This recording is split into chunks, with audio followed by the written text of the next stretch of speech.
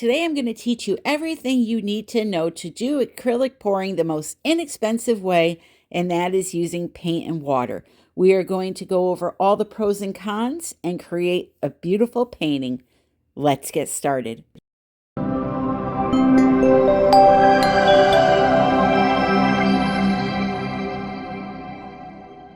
Hello, my friends. Welcome back to another video. If this is your first time here, thank you so very much for joining me. So today I want to talk to you about the easiest and most inexpensive way to do acrylic pouring, and that would be by using only paint and water. I want to discuss with you the pros and cons of using just paint and water, and then also do a pretty painting with you. So when it comes to paint and water, that's going to be the most inexpensive way for you to do acrylic pouring. Why is that? And this falls under one of the pros. It's because you're cutting out a lot of products. You're cutting out the costs of floetrol or pouring medium or any of the other products that you may use.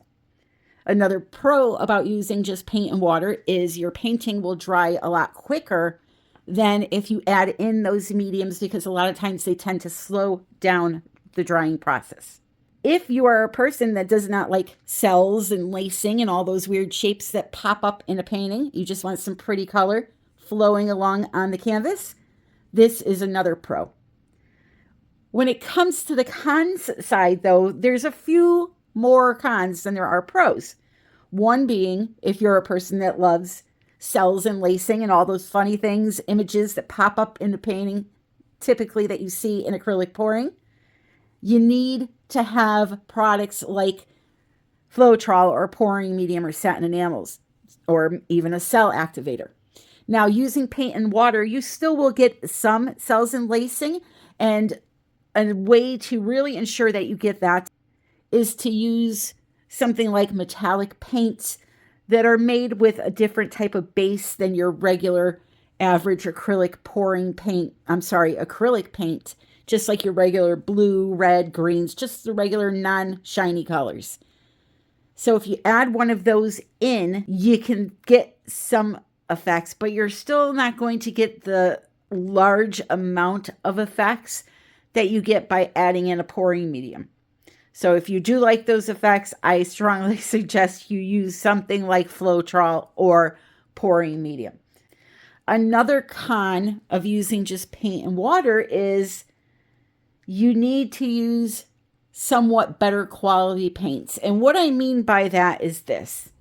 You can use things like Amsterdam brand, like I am, Arteza, Artist Loft, Liquitex, Master's Touch by Hobby Lobby, the tube paints that you get at the craft stores. Those are fine. When it comes to something like the little craft paints that come in these small bottles, it's kind of iffy because they're a lot less expensive than something like an Amsterdam paint, and much thinner also.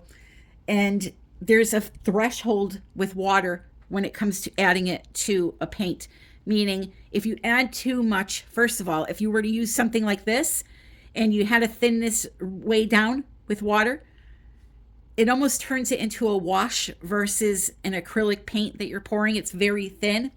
Also, some paint brands, the threshold is very low for the amount of water that you can add in, and if you add too much, it can affect the binder that it's made with and the adhesion, which means that it can literally, after a year or two, start to peel off the canvas. So typically the threshold for these types of paints is between 30 to 50% water that you can add in. So if you're going to use just paint and water, you want to use a good tube paint, okay? I would stay away from the craft paints. That's just my suggestion. Every paint brand has their own threshold that they give you. Typically, though, it's between 30 and 50%. Speaking of being too thin, another con is that you cannot use things like a Golden brand fluid paint with just water. It's just way too thin. You would literally have to dump the whole bottle into the cup, and those are very expensive, just to create the volume that you needed to do acrylic pouring. For example, when I use this type of paint here, I put, a couple of tablespoons into the cup, thin it with some water, and I have, a little Dixie cup worth of paint. If you needed to make a big cup of paint and you were using one of those fluid paints or even a small cup, you're going to have to use way too much of that paint. And again, that's a very expensive thing. So if you want to use paint and water, you have to stick to like a medium body tube paint. Heavy body works good too, but the medium body is typically what a lot of people use with just paint and water. Now here's another con for using just paint and water. No matter what brand of medium body paint you're using, it's great if you're using a small amount of color. For example, if you're somebody that likes to do Dutch pours, this will work for you because you don't need a lot of actual color to put the lines on the canvas.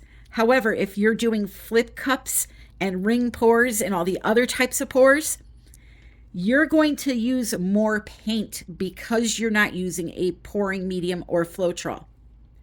I'm going to demonstrate right now for you how to thin down the paint with just water and prove to you about, how you need to use more paint. Okay, so I have a Dixie cup in front of you, and I'm going to mix up some silver. Now, the first thing I want to mention about using just paint and water is you want to add the water really slow so that you don't create lumps with the paint.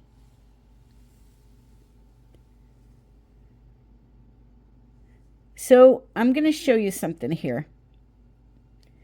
If I were using floetrol to thin down my paints or pouring medium, whatever you're using, this is how much paint I would use, about a tablespoon, and I would fill the cup up almost to the top with the floetrol and have a full cup of paint. However, I'm using just water, okay? So let's see how much paint that tablespoon turns into.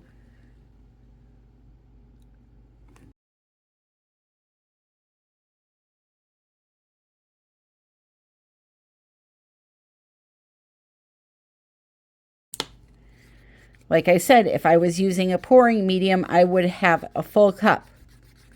However, I am not using one, so I can only add the water in until it reaches the consistency I need for today's video, which is blowing paint, okay? And I'm already there. So, see, it's flowing off of the stick and leaving a little mound.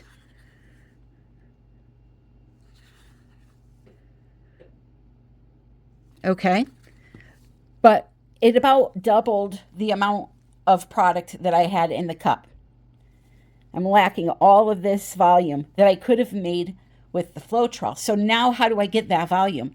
I have to add more paint. So I need to use 3 times, 4 times maybe the amount of paint that I would have to if I used a pouring medium. So you are using more paint, but it depends on the technique on whether or not you should do this. Most people only use paint and water when they're doing Dutch pours because, as I said earlier, I think I said it, you don't need a lot of color. Like this amount of color right here is all I need for today's painting. Maybe a little tiny bit more, but not much more.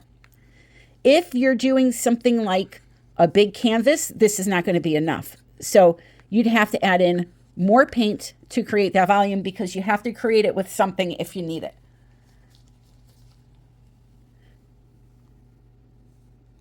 So I'm going to just add it in.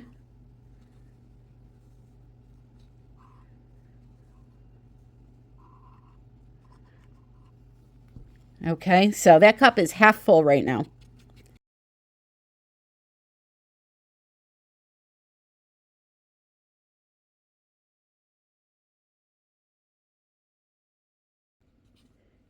Okay, and there we have it.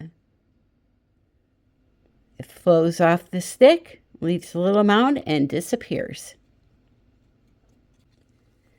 So I guess my suggestion to you would be, if you want to do something like a Dutch pour, this is perfectly fine to do. You can do the other techniques, but again, you're going to use a lot of paint. I want to show you something.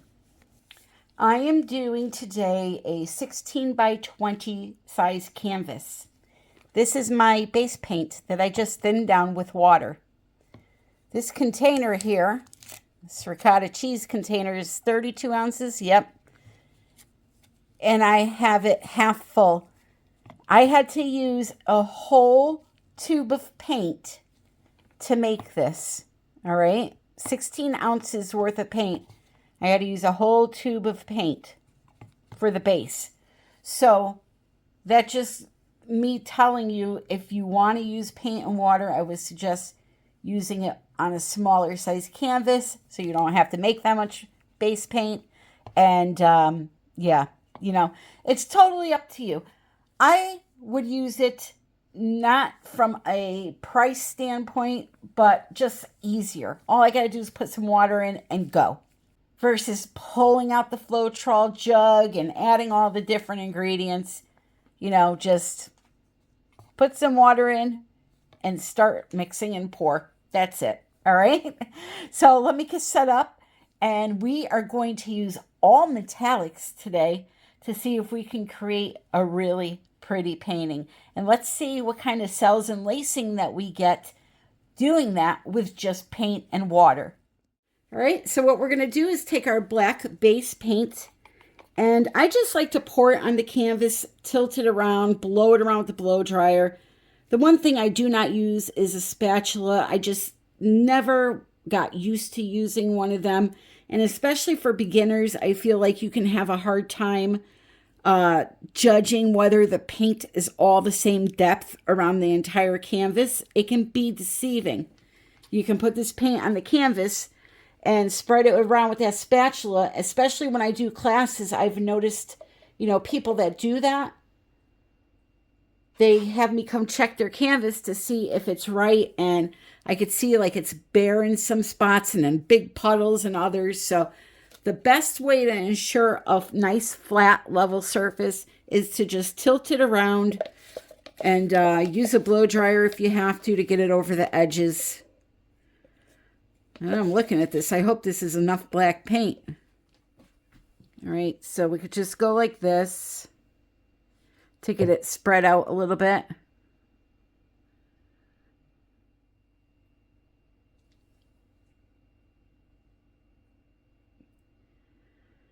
And then we can just let the blow dryer do the rest for us.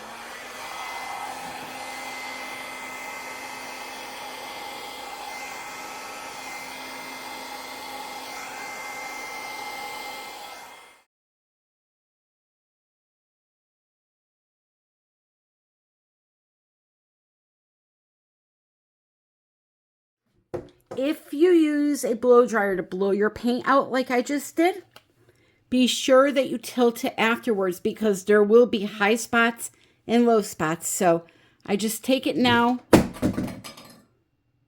Don't break your blow dryer like I just did. I just take it now and tilt it around to make sure it's level. And you'll notice, you'll be able to see it, okay? So now it's nice and level. I got that excess off. And then what I usually like to do is just torch now, and then when the colors go on, I'll torch again.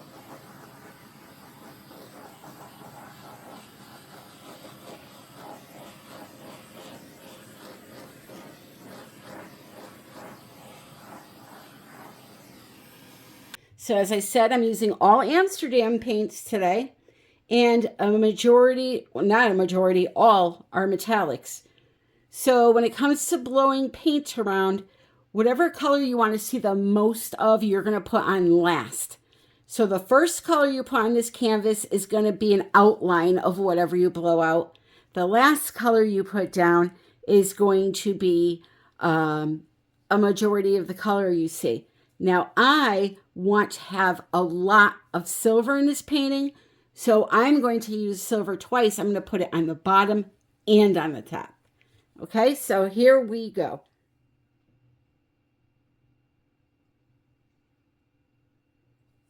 We're going to start with that. I'm going to add a little more. I'm just kind of figuring out what I want to do here.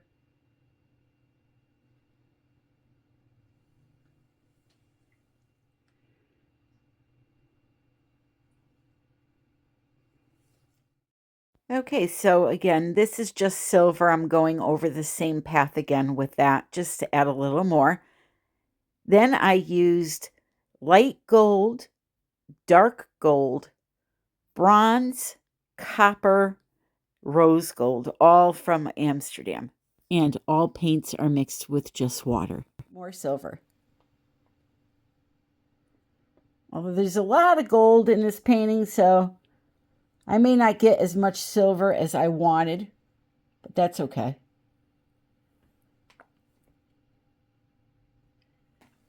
So there you have it. Then we'll go ahead and run the blowtorch over it again. Culinary torch, not a blowtorch.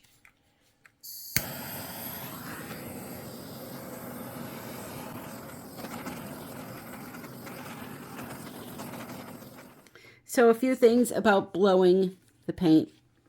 First, you should always use your blow dryer upside down. It's a lot easier to maneuver the air or maneuver the paint with the air. When you hold it this way, you're aiming down into the paint, and unless you twist your wrist up like this or your hand up like this and get it at the right angle, it's very hard. So holding the blow dryer upside down is a lot better, trust me. Secondly, where do you start here? Well, that's totally up to you. I always like to start at a intersection, we'll call it. So wherever there's two lines meeting up, it just helps me visualize where I want to blow the paint next. So for an example, if I start right here, I can go this way and blow up that way, and then I can come back to that part after I'm done, and then either come down this way or go up that way. Use your imagination. Try to envision where you want to see the paint flowing, and that's where you want to blow. So on low, I always use my dryer on low, and there is no heat setting. It's always hot air. So another tip I can give you when it comes to blowing paint out is when you aim the air at the painting, when you aim the air at the paint itself, when you start seeing the colored paint move, that's when you know you're aiming the air in the right spot. For example, with this painting, if you see the black paint moving first, you're in the wrong area. You want to aim it at the colored paint. You will also notice a few times during this video that I've changed the direction that the canvas is sitting in because there's areas where it's hard for me to turn my hand to blow the paint. So instead of struggling or using my left hand, which I'm very, very bad at, I will just turn the canvas around to make it easier for me to blow out that section. Lastly, I want to tell you to take your time with it. You'll see how slow I'm going here. There is no rush. Just take your time. Blow out one section. Take a pause. Look at the way the composition is flowing and try to envision where you want it to go next. You'll notice I'm getting some cells and lacing in this painting, and that is because I used a lot of metallics. Well, I used all metallics, but yeah. So if you want to use paint and water, and you do like cells and lacing, just throw a few metallics into your palette. So there you have it. Water and paint only. You can see we got a whole bunch of pretty cells because we did use the metallics. So those help a lot. Had I used just regular paints, wouldn't have gotten anywhere near this many, but you know, you can use the regular paints and just maybe 2 metallics if you want.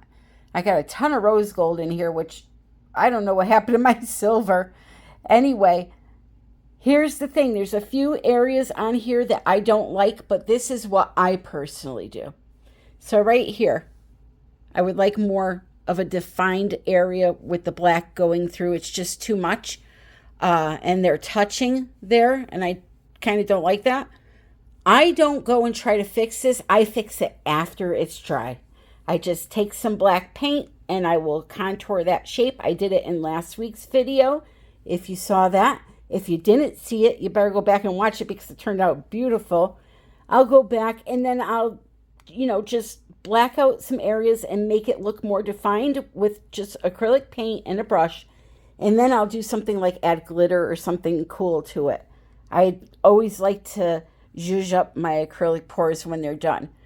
All right, but let me give you a look here and tell you while I'm scanning over this. Next Sunday, 3:30 p.m. Eastern Standard Time, which will be, I believe, February 24th or 25th, I'm releasing my next batch of soap, and you're going to love these designs. I have three different bars. Oh, the last batch, they just went like hotcakes. People love all natural soap, you know, because it's not like the store stuff where they use harsh chemicals and stuff. Your body feels like you've been through a car wash. So you're nice and soft and silky feeling, and it's great for your skin. But anyway, I'm going to have some really pretty bars, so make sure you tune in and I'll tell you how to buy those, okay? Thank you so very much for joining me today. If you enjoyed the video, please remember to click like on your way out and leave a comment. My comments don't show up automatically, so if you don't see your comment, don't stress. I go in and approve them, okay? Because I have people trying to contact my viewers to sell stuff to them. Like, YouTube's crazy with scams, so I just like to keep you guys safe, and I will approve them. Also, do me a favor, please, when you're done with this video, go to my channel, look at your notifications, and make sure they are turned on.